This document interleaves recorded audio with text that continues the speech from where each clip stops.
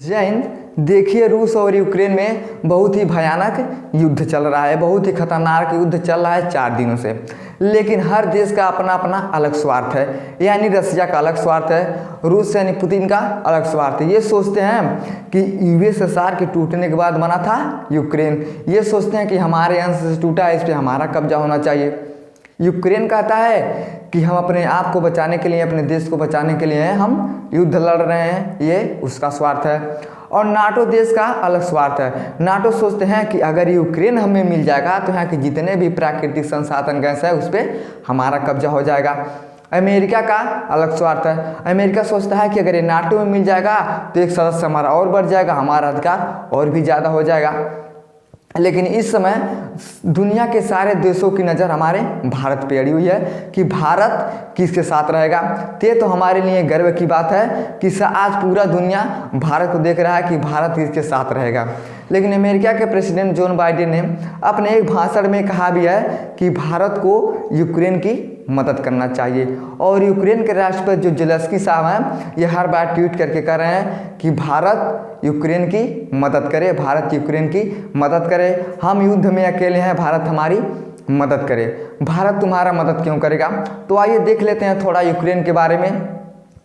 तो 1998 में जब हमारे देश में परमाणु बम का परीक्षण हो रहा था, यानी जब परमाणु बम का परीक्षण हुआ तो यूक्रेन ने कहा कि भारत ये गलत कर रहा है और भारत को दुनिया के नक्शे से अलग थलग कर देना चाहिए। ये किसने कहा? तो ये कहा था यूक्रेन ने।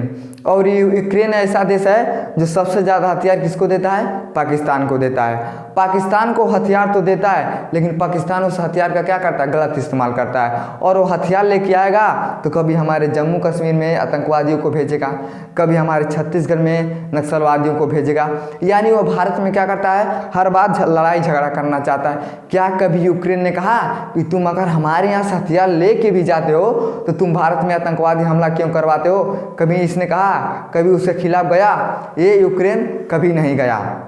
ये बताइए आप लोग, भारत और चीन के बीच गलवान घाटी में हर बार बहुत बार देखा गया कि हर बार झगड़ा हो जाता है, युद्ध हो जाता है। क्या दुनिया का कोई भी देश है जो खड़ा हुआ है भारत के साथ कि हम तुम्हारे साथ हैं, ये युद्ध को रोका जाए? हर बार झगड़ा होता है, युद्ध होता है, पाकिस्तान आके आपके यहाँ मार झगड़ा करता है। कभी ऐसा हुआ है? कभी नहीं हुआ है कि भारत का कोई भी देश साथ नहीं दिया। अगर साथ दिया है भारत का तो अकेला एक ऐसा देश है रूस, जिसने क्या किया?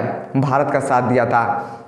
1971 में जब पाकिस्तान आके हमारे देश यानी भारत पे युद्ध कर रहा था, भारत को तोड़ रहा था, तब उसका साथ किसने दिया? तो रूस ने दिया था। लेकिन पाकिस्तान के साथ कौन था? अमेरिका था। दुनिया के बड़े बड़े देश किसके साथ थे? पाकिस्तान के साथ थे। और उसमें अमेरिका ने क्या कहा कि हम अपना 7वां बेड़ा उतार देते हैं भारत के खिलाफ। और पाकिस्तान के साथ मिलके अमेरिका ने हमारे खिलाफ 7वां बेड़ा को उतार दिया। लेकिन ये बात जब पता चली रूस को कि पाकिस्तान के खिलाफ मिलके, पाकिस्तान के साथ मिलके अमेरिका ने भारत के खिलाफ इतना बड़ा साजिश रच रहा है, तब रूस ने अपने 40वें बेड़े को उतार दिया युद्ध के लिए। और जब अमेरिका को ये पता चला कि रूस ने अपने 40वें बेड़े को उतार दिया हमारे खिलाफ युद्ध करने के लिए, तब अमेरिका ने अपने आप को पीछे कर लिया। तो हमारा अगर साथ कोई दिया है, यानी भारत का कोई साथ दिया है, तो हर बार साथ दिया है तो किसने दिया है? वो रूस ने दिया है। और आज दुनिया के तमाम देश कह रहे हैं कि भारत को यूक्रेन का साथ देने के लिए क्या भारत ऐसा कर सकता है?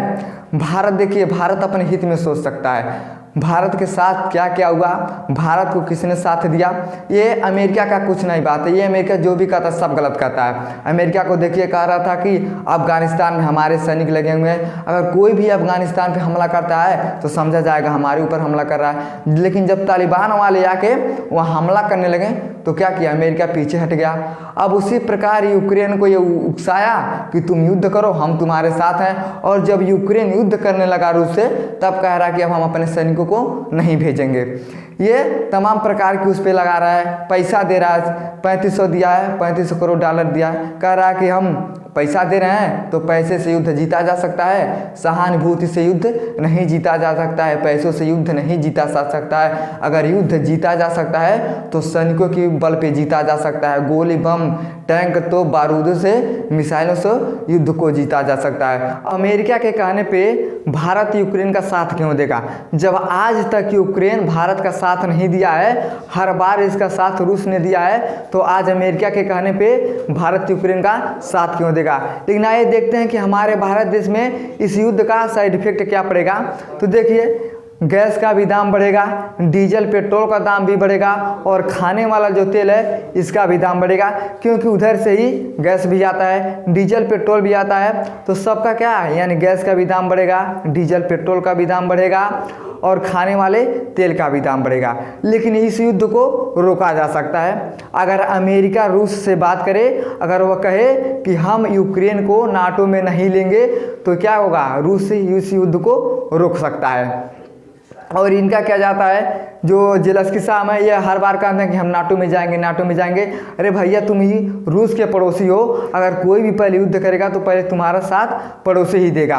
हर बार यही कहा, हर बार पुतिन कहते हैं कि आप नाटो में मत शामिल हुए, लेकिन फिर भी आप नाटो की ओर जा रहे हैं। तो इसलिए क्या हो रहा है, युद्ध बहुत ही भयानक होता चला जा रहा है। लेकिन अगर अमेरिका कह दे कि हम इसको नाटो में नहीं शामिल कर रहे हैं, तो इस युद्ध को रोका जा सकता है। अगर हमारा वीडियो आपको पसंद आया तो लाइक शेयर सब्सक्राइब जरूर करें। धन्यवाद।